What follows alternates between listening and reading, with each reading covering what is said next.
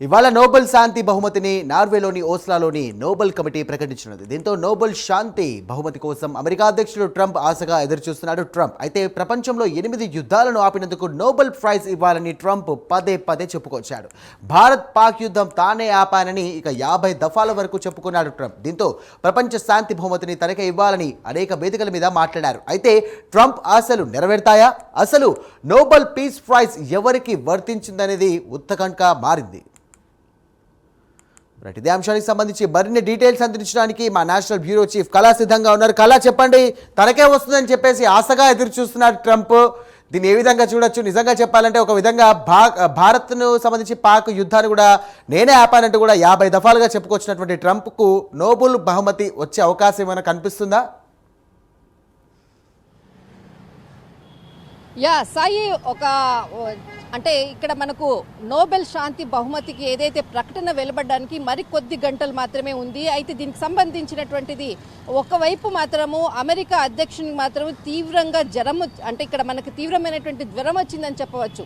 దాదాపు ఎంతో ఉత్కంఠతో నిన్నటి నుంచి కూడా ప్రెస్ మీట్లతోటి చాలా టెన్షన్గా ఉన్నట్లు కూడా కనిపించినటువంటిది. ఏదైతే వైట్ హౌస్లో జరిగినటువంటి ఏదైతే ఒక ప్రెస్ మీట్కి సంబంధించినటువంటి జర్నలిస్టుల సమాచారం మేరకే ఈ టోటల్ ఎంటైర్ ఆయన ఎంత టెన్షన్గా ఉన్నది అన్నది మాత్రం చెప్పవచ్చు.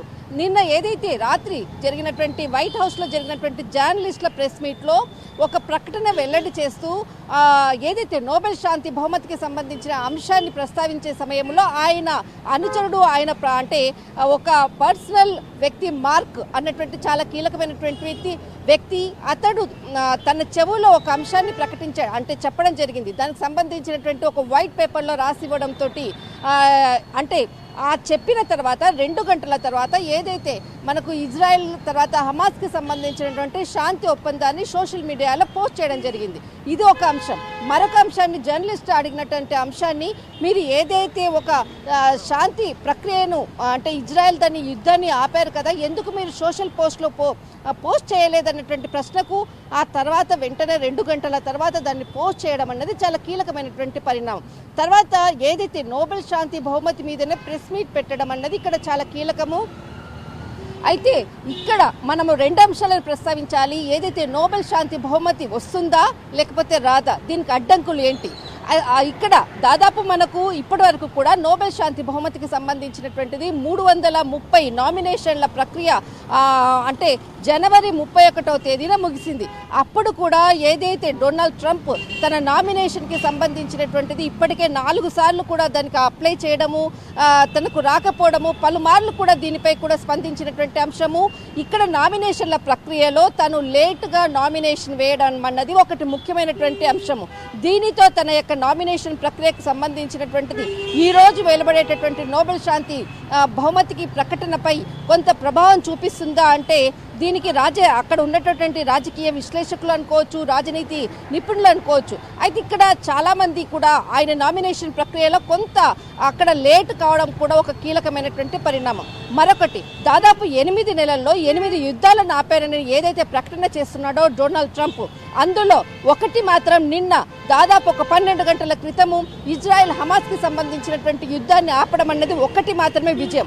7 యుద్ధాలకు సంబంధించినది అందరూ కూడా ఆయనకు వ్యతిరేకంగానే ప్రకటనలు చేసినటువంటి సందర్భం. అందులో ఆపరేషన్ సింధూర్, ఇండియా పాకిస్తాన్కి సంబంధించినది నేను ఒక 30 సార్లు అంటే 30 సార్లు ఆయన నేనే ఆపానంటూ ప్రకటనలు చేశారు. కానీ కేవలం పాకిస్తాన్ మాత్రమే కొంత సపోర్ట్ చేసింది, కానీ ఇండియా దీనిపై ఎక్కడా కూడా స్పందన లేదు. అంటే తన శాంతి ఒప్పందము, శాంతి దూత అని ఏదైతే అనిపించుకుంటున్నాడో, కానీ శాంతి దూత కన్నా కానీ తన తొందరపాటుతనంతో నోబెల్ శాంతి బహుమతి వస్తుందా రాదా అన్నది మాత్రం చాలా ఇక్కడ ఒక టెన్షన్తో ఉన్నటువంటి వాతావరణం అని చెప్పవచ్చు. ఇది డిసెంబర్ 10న మనకు ఏదైతే నోబెల్ శాంతి బహుమతిని ప్రకటించేటటువంటిది ఏదైతే ఓస్లాలో జరగనుంది, ఈరోజు ప్రకటనలో మాత్రము నోబెల్ శాంతి బహుమతి వస్తుందా అన్నది మాత్రం చాలా కీలకం కానుంది. అంటే దీనికి నార్వే పార్లమెంటుకి సంబంధించినటువంటి 5 సభ్యుల కమిటీ ఈరోజు వెల్లడి చేయనుంది. ముఖ్యంగా తన చేసినటువంటి అంటే ముఖ్యంగా అక్కడ ఒబామాకు వచ్చినటువంటి ఏదైతే నోబెల్ శాంతి బహుమతి కన్నా కూడా అతని కన్నా ఎక్కువగా ముందు ఉండాలి అన్నటువంటి తన యొక్క రాజకీయ పరంపరలో అనుకోవచ్చు, రాజకీయంగా కూడా అతని కన్నా నేను ముందు వరుసలో ఉన్నటువంటి ఒక విషయాన్ని చెప్పడం కొరకు కూడా పలుమార్లు కూడా ఒబామాకి ఇచ్చినటువంటి ఏదైతే నోబెల్ శాంతి బహుమతిపై కూడా ఏదైతే అనేక అంశాల్లో కూడా ఆయన చెప్పడం జరిగింది. కానీ ఈరోజు నోబెల్ శాంతి బహుమతి తనకు వస్తుంది అన్నటువంటి ఒక కాన్ఫిడెన్స్ తోటి కూడా నేను ఒక వైట్ హౌస్లో ఒక ప్రెస్ మీట్ పెట్టిన సందర్భంలో కూడా చెప్పడం జరిగింది. కానీ ఇక్కడ మరికొద్ది గంటల్లో ఏదైతే నోబెల్ శాంతి బహుమతి తన నామినేషన్ ప్రక్రియ లేటుగా చేయడంతో అక్కడ మరొకసారి కూడా తనకు ఓటమి చవి చూస్తుందా, లేదంటే నామినేషన్ ప్రక్రియ కన్నా అంటే ఈరోజు వెల్లడించేటటువంటి ఏదైతే నోబెల్ బహుమతికి ముందుగా ఏదైతే ఇజ్రాయెల్ హమాస్కి సంబంధించినటువంటి ఫలితము ఈయనకు మరొకసారి నోబెల్ ఏదైతే నామినేషన్లో నోబెల్ శాంతి బహుమతి ప్రకటిస్తారన్నది మాత్రం ఉత్కంఠతో యావత్ అమెరికాకు సంబంధించినటువంటి అధ్యక్షులు అనుకోవచ్చు, డొనాల్డ్ ట్రంప్కు సంబంధించినటువంటి అనుచరులు అనుకోవచ్చు, అందరూ కూడా ఎదురు చూస్తున్నటువంటి అంశం. సాయి,